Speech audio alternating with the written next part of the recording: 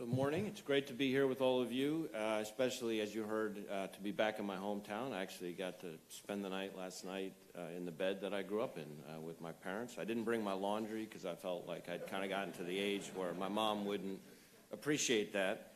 But I want to thank you all for joining us here. I also want to thank Father McShane and Fordham for continuing to help us bring people together to focus on cybersecurity.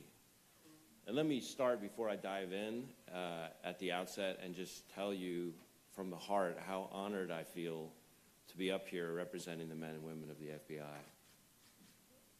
The 37,000 agents, analysts, and staff that I get to work with at headquarters, in our field offices, and all around the world are an extraordinary, dedicated, and frankly inspiring to me personally bunch.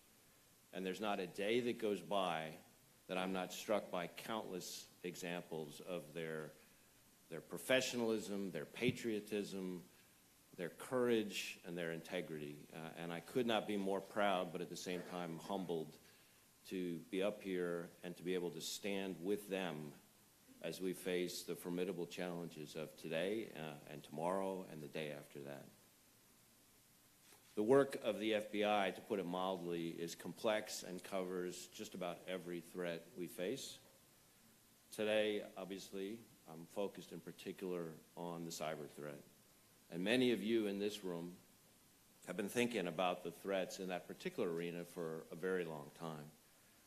Before taking this job a few months ago, I will say, the last time I was seriously thinking about cybersecurity from a law enforcement and national security perspective was in my prior tenure in government, 12 years or so ago, as the head of the criminal division, which included, among other things, the computer crimes and intellectual property section and oversaw cyber investigations. So on the one hand, I have the frame of reference from having done that for a number of years when I was in law enforcement before. But I think it's fair to say that there is no area that has evolved more dramatically since then than this one, given the sort of breathtaking and blistering pace of technological change. And I've spent a lot of my time over the last few months trying to get caught up on all things cyber. So maybe the most useful thing I can do this morning in a room full of many people who have spent many, many, many years focused on this, and many more recent years focused on it, is give you the viewpoint of somebody who's coming at this with a little bit of a fresh perspective. So I'd like to talk a little bit about what I see as the cyber threat picture today, what the FBI is doing about it, and most importantly, what's the way forward? Where's the threat going? Where do we need to be to meet that threat? And then I hope we have time for a few questions at the end. As I said, the cyber threat has evolved dramatically since I left DOJ back in 2005. Just to pick a very simplistic example, back then social media really didn't even exist. Tweeting was something that birds did. It's a little more on my radar at the moment. Today we live much of our lives online, and that's really, we're in a situation where just about everything that's important to us lives on the internet, and that's a pretty scary thought for a lot of people. What was once a minor threat, people hacking for fun or bragging rights to kind of prove a point and show how clever they were, has now turned into full-blown nation-state economic espionage and very, very lucrative cyber criminal activity.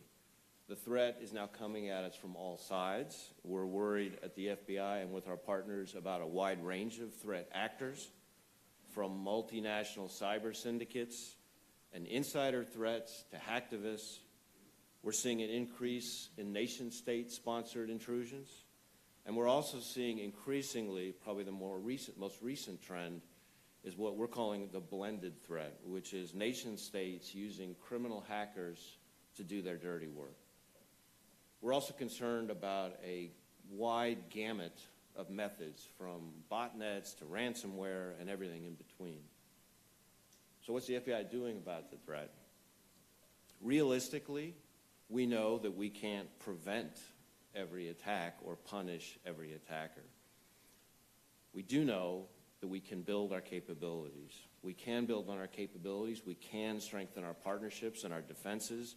We can get better at exchanging information to identify the telltale signs that may help us link cyber criminals to their crimes.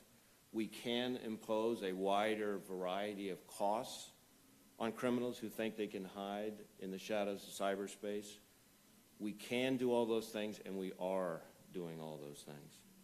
We're improving the way we do business, blending traditional investigative techniques with technical capabilities.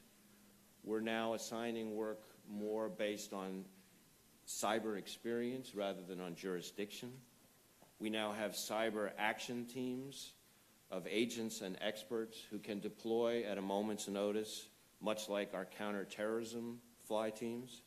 We now have cyber task forces, much like our joint terrorism task forces, in every field office that can respond to breaches, conduct victim-based investigations, and collect malware signatures and other actionable intelligence. So we've strengthened our investigative capabilities, but we need to do more to figure out ways to actually lay hands on the culprits and lock them up. And even where we can't reach them, we're trying to use all the tools at our disposal. So in some cases, you will see us using what we call sort of naming and shaming indictments, which a term we use to kind of colloquially refer to situations where we're charging somebody that we may never get our hands on, but we've made the judgment that it's in the public interest to go ahead and kind of call them out and make clear what the evidence shows. We're also doing things like seeking sanctions from the Treasury Department. So there's a variety of things that we can do to try to impose costs on the enemy. We're also building on partnerships. You heard Bill talk about partnerships. One of the things that's jumped out at me coming back to the Bureau is how much more committed, how much stronger and enthusiastic the Bureau's investment in partnerships is than it was. It's much more part of the DNA of the organization than I frankly expected to find, and I think it's a great thing for the country and for the world. The threat is moving so quickly now that the time for turf battles is long gone, and we're working much more closely with our federal partners. So those of you in the private sector, I would say this: it does not matter whether you call us or whether you call DHS or whether you call another agency. What really matters is that you call. We care much more that you call than who you call, because if you call one of us, we'll get in touch with each other and people will work together to try to make sure your information gets where it needs to be. So it's much more important that you call than who you call, and that you call as promptly as possible. We're also working much more closely with our foreign partners. We now have cyber agents embedded with our international counterparts in a wide number of strategic locations around the world, helping to build relationships and coordinate investigations. And we're also working now much more closely with our private sector partners, much more so than the last time I was dealing with the FBI every day. We're sharing indicators of compromise, tactics cyber criminals are using, strategic threat information wherever we can. Now, I'm sure you can appreciate that there are times that we'd like to share a lot more than we can. We're trying to get smarter and better about that. That's a work in progress. I have seen a lot of improvement, and there's still more improvement to be had.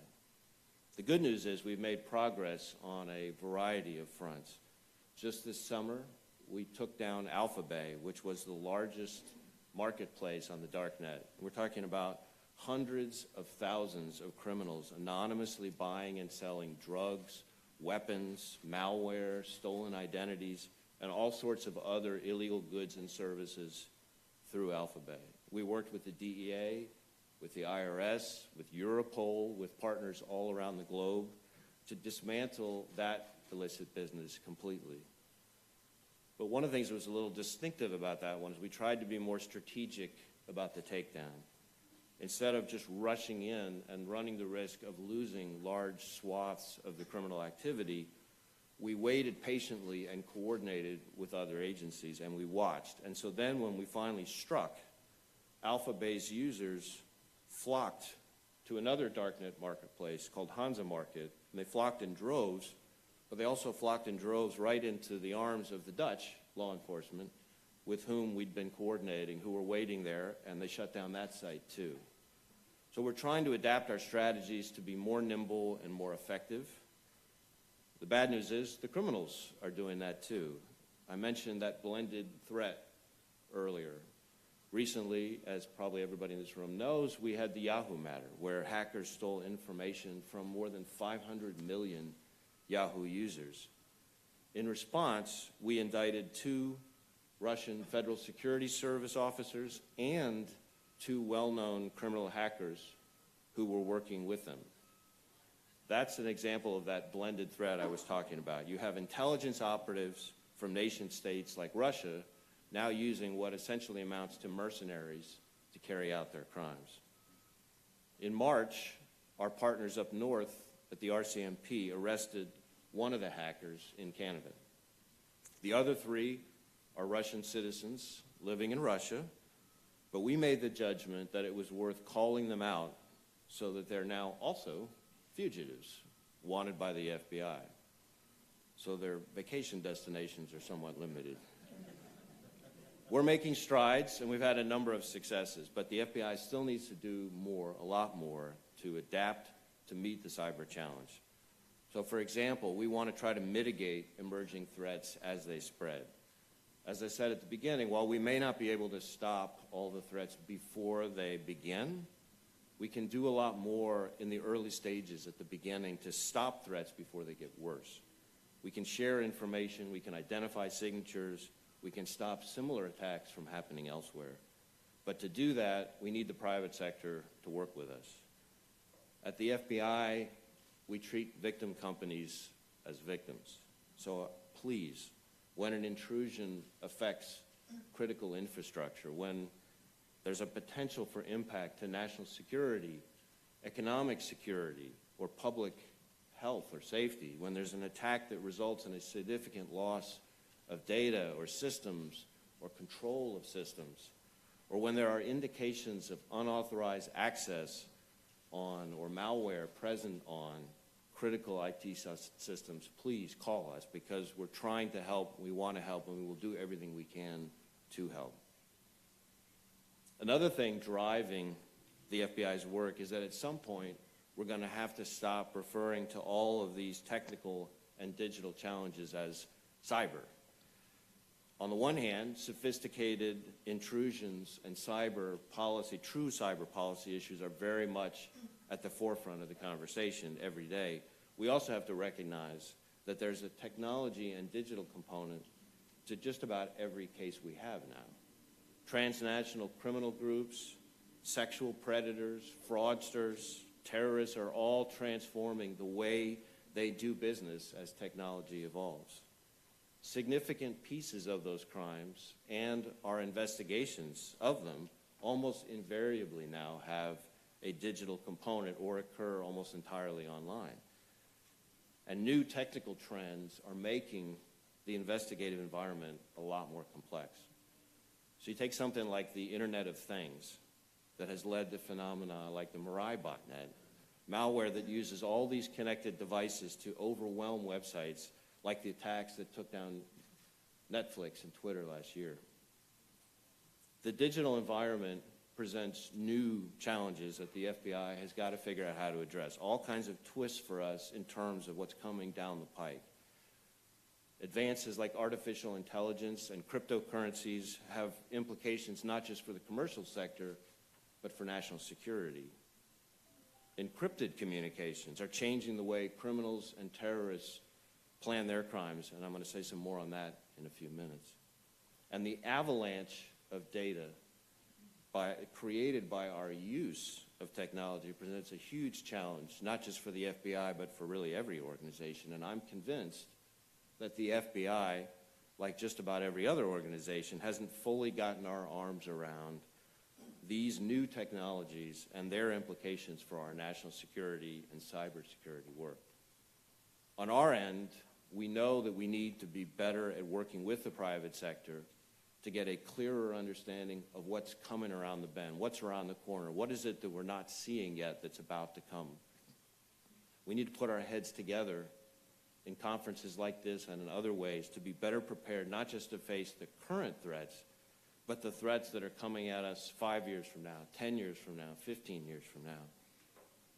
When I was last in government, I saw firsthand, being in FBI headquarters almost every day, how the 9/11 attacks spurred a fundamental transformation in the way the FBI became a much more intelligence-based national security organization. And in the same way, I believe the new digital environment demands further fundamental transformation from us. Over the years, FBI investigators have made huge strides in responding to the investigative challenges posed by the digital realm. We have pockets of excellence and talent that we've relied on to tackle our most complex technical challenges. But with the wholesale rise of digital challenges across the waterfront, that model ultimately is not going to work for us. As a big organization spread across 56 field offices and in offices in about 80 different countries, we're going to need a new approach. We've got to increase our digital literacy across the board. Some of our smartest people are looking at those challenges and thinking strategically about how the entire FBI can evolve in this rapidly changing environment. So we're focused on things like building our digital capabilities. We're focused very much on our people, making sure that we continue to attract the right skills and talent and develop the right skills and talent internally. One issue I've become particularly fixated on is whether we're recruiting and training and hiring now the kinds of tech-savvy people we're going to need 5 years from now, 10 years from now, 15 years from now. We do know that we need more cyber and digital literacy in every program throughout the Bureau, whether you're talking about organized crime, crimes against children, white-collar crime, you name it. Raising the average proficiency across the organization will allow all of our investigators to counter threats more efficiently and more effectively, while freeing what I think of as our true cyber black belts to focus on the most vexing attacks and threats, like sophisticated nation-state intrusions. We also need to focus more on innovation. That's a theme I've been dialing up more and more inside the organization. What I mean by that is approaching problems in new ways, which isn't something, let's be honest, that comes naturally to government. We can't just rely on the way we've always done things. And I don't mean just technological innovation, although absolutely that too. I'm talking about innovation in how we approach all of our challenges, innovation in how we partner with organizations like all of yours, innovation in who we hire, innovation in how we train, innovation in how we build our workforce for the future. So we need more innovation, we need more right people, but even if we get that right, we at the FBI can't navigate the digital landscape alone. We also need to build stronger partnerships with our counterparts in federal agencies, with our state and local counterparts, our international counterparts, with the cyber research community, and with the private sector. And we need to do a better job of focusing on our combined resources, trying to get our two together with your two to have it somehow equal more than 4, make it 5 or 6 or 7. And finally, in some cases, we may need lawmakers to update our laws to keep pace with technology. There are times when it strikes me that our laws are, it's almost analogous to having traffic laws that were designed around the horse and buggy. So we're going to have to figure out a way not just to improve technical tools, but we need legal clarifications to address gaps. So I want to wrap up with a brief discussion of 2 particular challenges connected to the digital revolution. The first, I alluded to earlier, is what we call the going dark problem.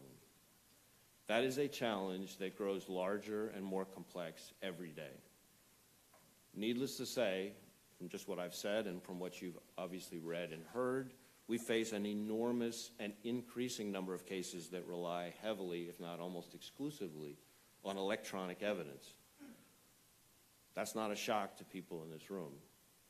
But we also face a situation where we're increasingly unable to access that evidence despite lawful authority to do so. Let me just give you some numbers to put some meat on the bones of that problem. In fiscal year 2017, we were unable to access the content of 7,775 devices using appropriate and available technical tools, even though even though we had the lawful authority to do so. Each one of those 7,800 devices is tied to a specific subject, a specific defendant, a specific victim, a specific threat, each one of them. You know, I spoke to a group of chief information security officers recently, and one of the fellows in the audience asked me a question that basically boiled down to, yeah, 7,800, sounds like a lot, but there are millions of devices out there. What's the big deal? Well, we're not interested in the millions of devices of everyday citizens. We're interested in those devices that have been used to plan or execute terrorist or criminal activities. Some people, including some of the people in that audience, have argued that having access to the content of communications isn't all that necessary, that we have a great deal of other information that's much more easily available outside of our phones and our devices. Information including transactional information for calls and text messages, metadata, essentially. And to be sure, while there's a certain amount that we can glean from that, for purposes of actually prosecuting terrorists or criminals, words, content can be evidence. Mere association isn't going to get us very far to protect the American people. Being unable to access nearly 7,800 devices in a single year is a major public safety issue. That's, just to give you a frame of reference, that's more than half of all the devices we attempted to access in that time frame. And that's just at the FBI.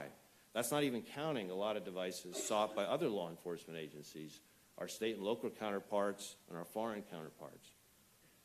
It also doesn't count important situations outside of device-specific, data at rest situations, like when terrorists, spies, and criminals, as they increasingly are using encrypted messaging apps to communicate. This is a problem that affects our investigations across the board: human trafficking, counterterrorism, counterintelligence, gangs, organized crime, child exploitation, cyber. I could go on and on. And this is an issue, I can tell you from now personal experience, that comes up in almost every conversation I have with leading law enforcement organizations and with my foreign counterparts from most countries, really all over the world, and regardless of what continent, regardless of what legal system, regardless of what kind of government they have. It typically comes up, and it comes up usually in like the first 30 minutes, which tells you something about how much of a global problem this is. And I've read a lot of the chatter out there in the news on this, but let me be clear. The FBI supports information security. We support strong encryption. But information security programs need to be thoughtfully designed so they don't undermine the lawful tools that we need to keep this country safe. While the FBI and law enforcement happen to be on the front lines of this problem, this is, make no mistake, this is an urgent public safety issue for everybody in this room and your loved ones. Because as horrifying as 7,800 in a year sounds or should sound to you, it's going to be a lot worse in just a couple of years if I'm back up here again speaking at this conference. And so we have to find a responsible solution. We have to find a responsible solution fast. Exactly what that solution is, I will concede, is not so clear-cut. But I do know that it's going to require a thoughtful but sensible approach and may vary across business models and different technologies. But I can't stress this enough. We've got to work fast. That we have a whole bunch of folks at FBI headquarters devoted to trying to explore and explain this challenge and working with stakeholders to try to find a way forward. But there's no way we're going to get there without the private sector's help. We need them to respond to lawfully issued court orders in a way that's consistent both with the rule of law and strong cybersecurity. We need to have both, and we can have both. I recognize that this entails, in some cases, significant innovation by the industry to ensure lawful access is available. But I just do not buy the claim that it's just impossible. For one thing, just to make a simple point, everybody in this room uses cloud-based services. You're able to safely and securely access your email, your files, your music on your home computer, your smartphone, or an internet cafe in some place like Tokyo. In fact, if you buy a smartphone today and a tablet a year from now, you're still able to securely sync and access your data on either device. That didn't happen by accident. It's only possible because tech companies took seriously the real need for both flexible customer access on the one hand and cybersecurity on the other. We at the Bureau are simply asking that law enforcement's lawful need to access the data be taken as seriously as that. Let me share one example, but there are probably many, of how we might strike that balance. An example from right here in New York. As the father would say, everything starts in New York. Some of you may know about the chat and messaging platform called Symphony, which was used by a group of major banks. It was marketed as offering something called guaranteed data deletion, among other things. Well, maybe the labeling, maybe the content, that didn't sit too well with a friendly regulator down the street, the New York Department of Financial Services. DFS was concerned, unsurprisingly, that feature could be used to hamper regulatory investigations of Wall Street. And in response to those concerns, the four banks reached an agreement with the department to help ensure responsible use of Symphony. They agreed to keep a copy of all e-communications sent to or from them through Symphony for a period of 7 years. The banks also agreed to store duplicate copies of the decryption keys for their messages with independent custodians who aren't controlled by the banks. So at the end, the data in Symphony was still secure, still encrypted, but also accessible to the regulators in a way that they could do their jobs. I'm confident that with a similar commitment to working together, we can find solutions to the going dark problem. I mean, at one level, America, last time I checked, leads the world in innovation. We have the brightest minds doing absolutely fantastic things. If we can develop driverless cars to enable the blind and the disabled to get around and get around safely, independently, if we can establish entire computer-generated virtual worlds to safely take entertainment and education to the next level, surely we should be able to design devices that provide access both to law enforcement with a court order and still protect data security. I've heard this phrase bandied about a back door. We're not looking for a back door, which at least I understand to mean some kind of secret or insecure means of access. What we're looking for and what we're asking for is the ability to access the device once we've had a warrant from an independent judge who has confirmed that we have probable cause. We need to work together, the government and the technology sector, to find a way forward, but to find a way forward quickly. In other parts of the world, even as we're all sitting here today, American industry is encountering demands and requirements from other governments for access to data. These other governments, some of them are ones that, I'll just say this diplomatically, are not, they operate a little differently than we do. Without due process.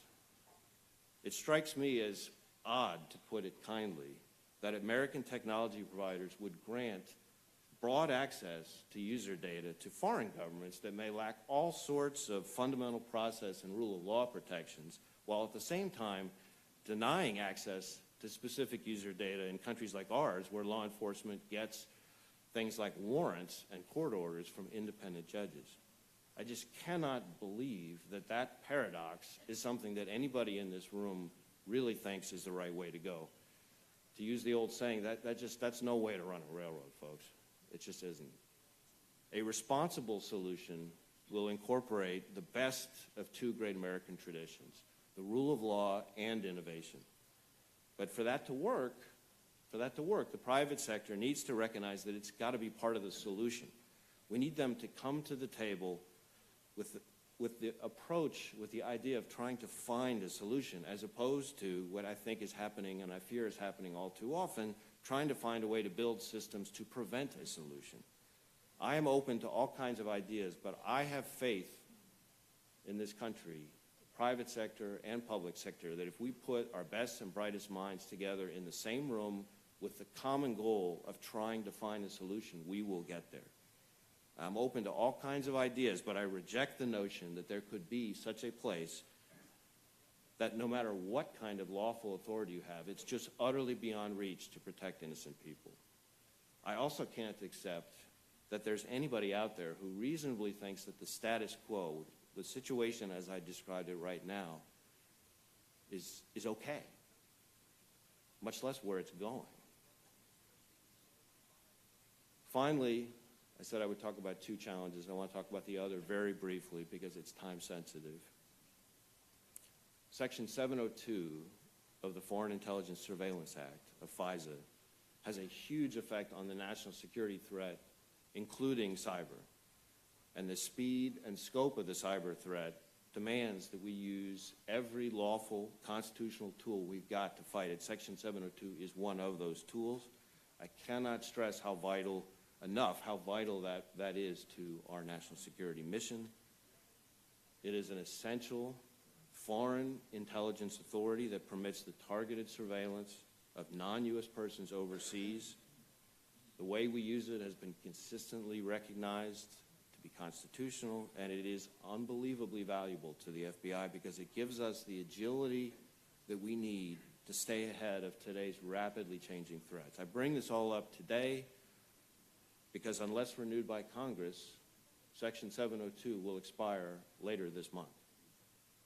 Without 702, we would open ourselves up to intelligence gaps that would make it easier for bad cyber actors and terrorists to attack us and our allies, and to make it harder for us to detect those threats.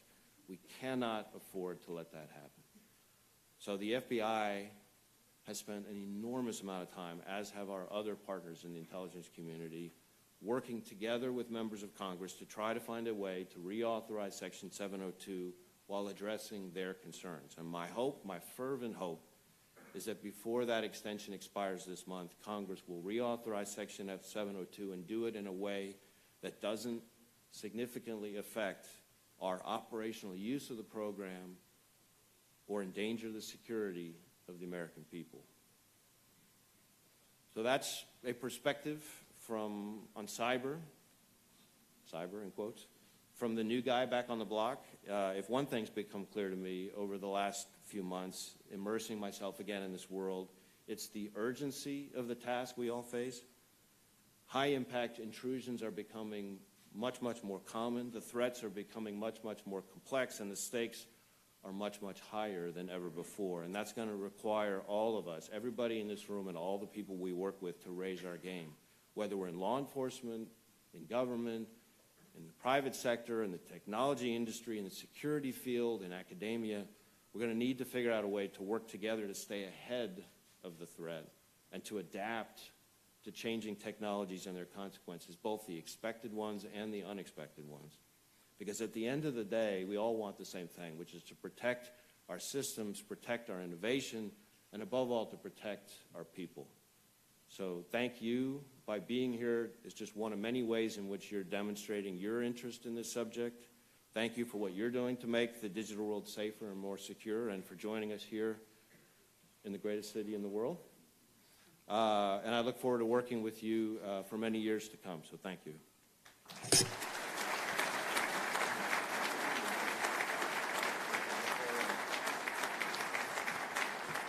Thank you, Director Wray.